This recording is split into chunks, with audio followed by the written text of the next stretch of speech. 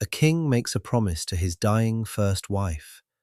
He names their daughter his heir, the first woman ever chosen to inherit the Iron Throne.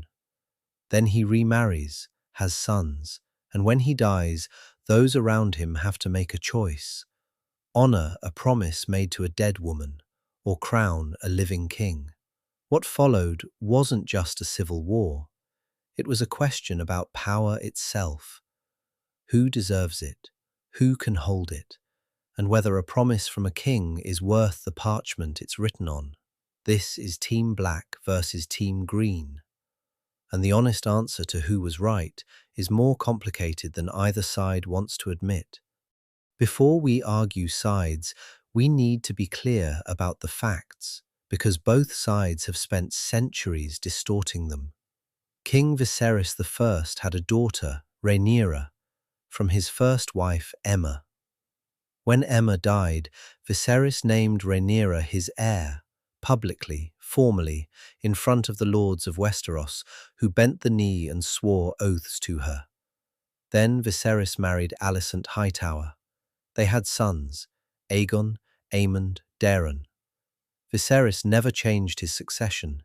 He never formally named Aegon his heir.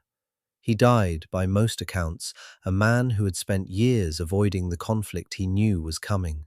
The moment he closed his eyes, the conflict arrived, and the small council, led by the Hightowers, crowned Aegon II within hours, before Rhaenyra even knew her father was dead. That is the sequence of events both sides agree on.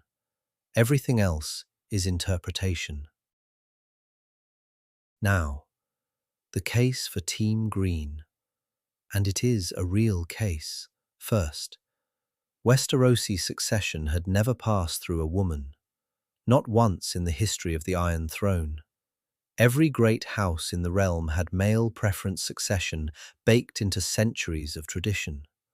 Viserys's promise to Rhaenyra was unprecedented, and in medieval political reality, unprecedented promises made by dead kings carry less weight than the living consensus of the lords who actually run the realm. Second, Aegon II existed. He was male, he was of Targaryen blood, and in the eyes of half the realm, the natural order of succession pointed to him. Third, and this is the argument the Greens don't make loudly but should, Rhaenyra had been absent from court for years, living on Dragonstone with a husband whose children's parentage was openly questioned by half of King's Landing.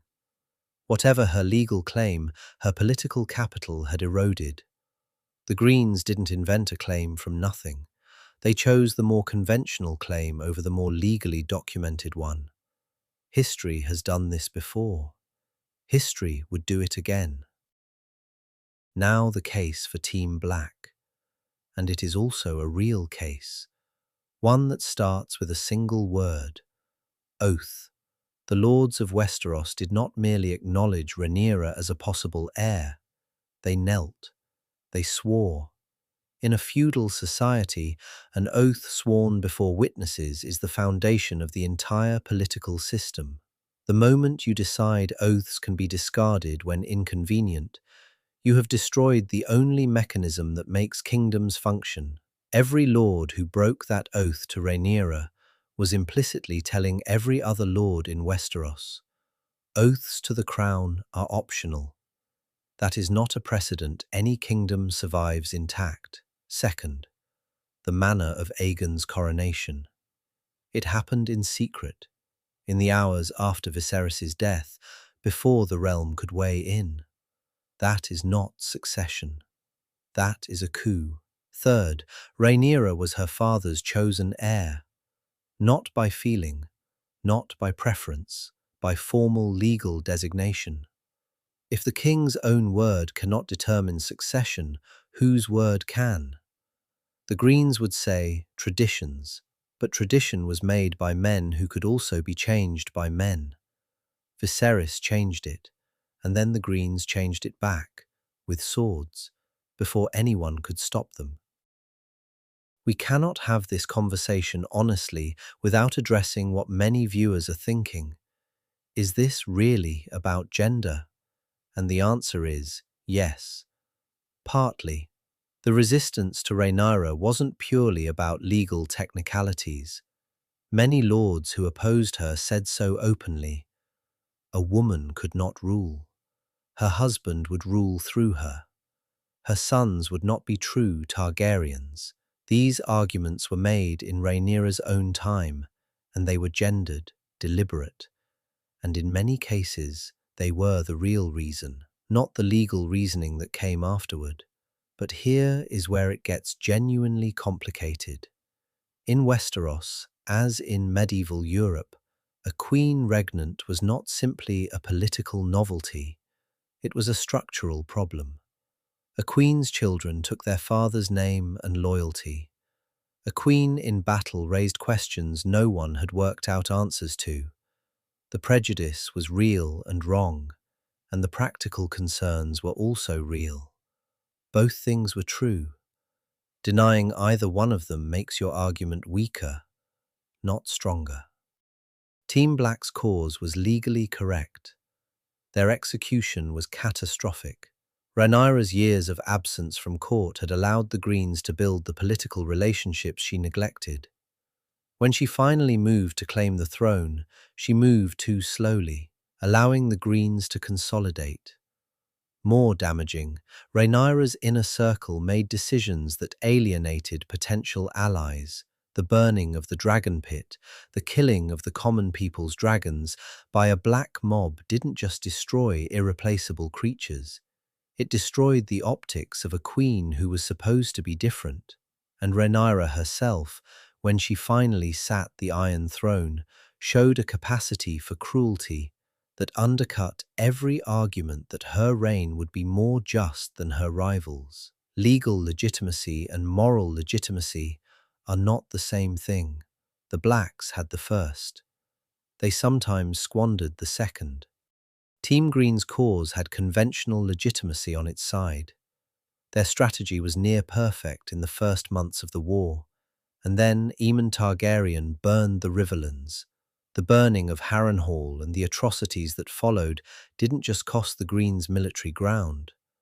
They handed the Blacks a propaganda weapon that lasted generations. More fundamentally, by staging a coup and then fighting a war to defend it, the Greens proved exactly what the Blacks accused them of. If your cause is just, you do not need to move in darkness, crown a king in secret, and burn your way across the realm to hold him there. Every act of Green brutality was a confession. Every army they raised was evidence that the oaths they broke could not be unbroken by force alone. The Greens won battles, they never won legitimacy. And in the end, legitimacy was the only thing that mattered.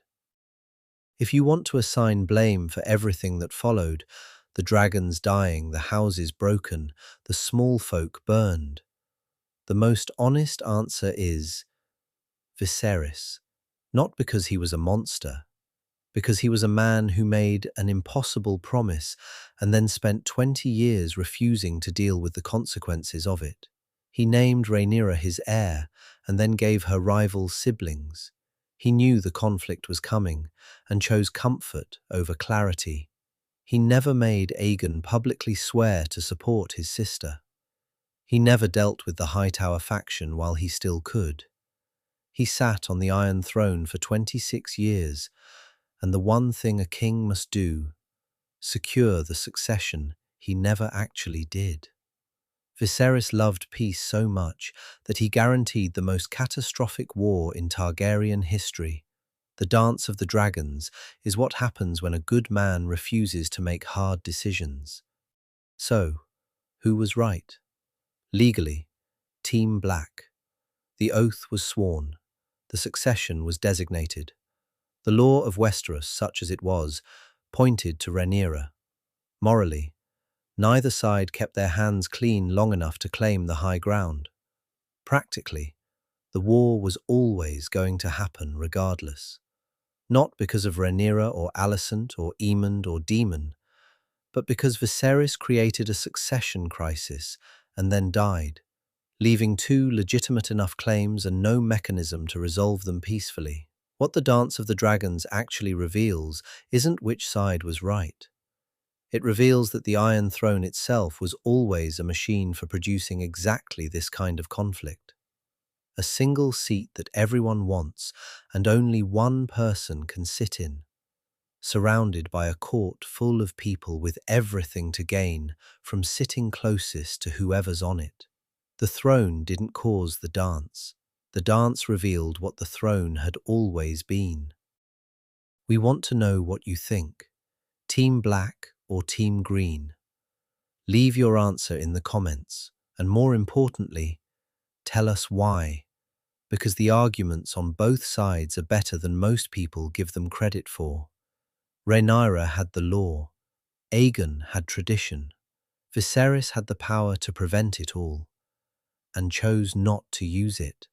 The Dance of the Dragons ended with both claimants dead, most of the dragons gone, and a realm so exhausted it accepted whoever was left standing. Nobody won the Dance of the Dragons. Westeros lost it.